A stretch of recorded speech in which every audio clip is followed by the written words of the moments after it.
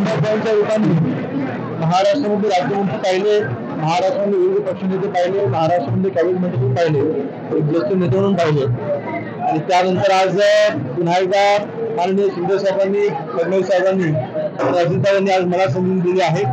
नक्कीच कार्यकर्त्यांमध्ये उत्साह आहे आणि भावना एकच आहे की या मंत्रिपदाच्या मार्फत माझ्या कोकणाचा विकास व्हावा, माझ्या महाराष्ट्राची सेवा माझ्या हातून घडावी एवढीच मी देवतेने प्रार्थना केली आहे.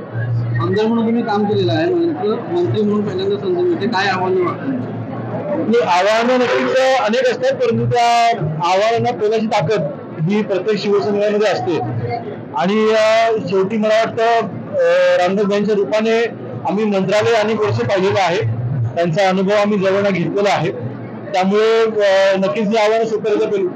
अनेक स्वप्न रामदासभाईंनी बघितलेले आहे, तुम्ही देखील उद्योगाच्या बाबतीमध्ये खूप वेळा वक्तव्य केलेलं आहे. कोकणासाठी काय विशेष? मला वाटतं आज कोकणाच्या विकासाच्या दृष्टीने दोन महत्वाची खाती ही आज शिवसेनेकडे आहेत. एक तर उद्योग विभाग आहे, जे उदयजी सामंत साहेब गेल्या अडीच वर्ष अतिशय चांगल्या हाताळत आहेत.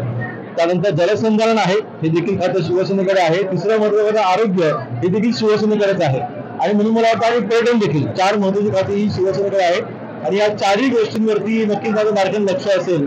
फक्त माझ्या मतदारसंघापुरतं नाही तर या कोकणाचा विकास करण्यासाठी या चारही विभागाच्या मार्फत जास्तीत जास्त निधी हा कोकणामध्ये कसा आहे अशांचे प्रयत्न असतील. योगेश कदमांना मंत्रिपद मिळालेलं आहे, आता पालकमंत्रीपदाचा नाही, कसं आहे, उदयजी सामंत साहेब हे अर्थातच ते सिनियर आहेत आणि ते माझे मोठे भाऊ म्हणून मी त्यांच्याकडे पाहतो आणि नक्कीच आज उद्योग मंत्रीपद आज त्यांच्याकडे असताना पालकमंत्री पदाच्या मार्फत त्यांनी जिल्ह्याला न्याय दिलेला आहे आणि म्हणून नक्कीच पालकमंत्री उदय सामंत साहेब हे असावेत माझी इच्छा आहे.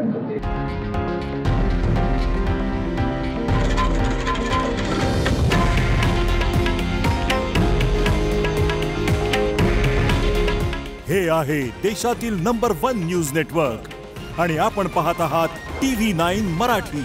काळजी तुमची, हित महाराष्ट्राचं.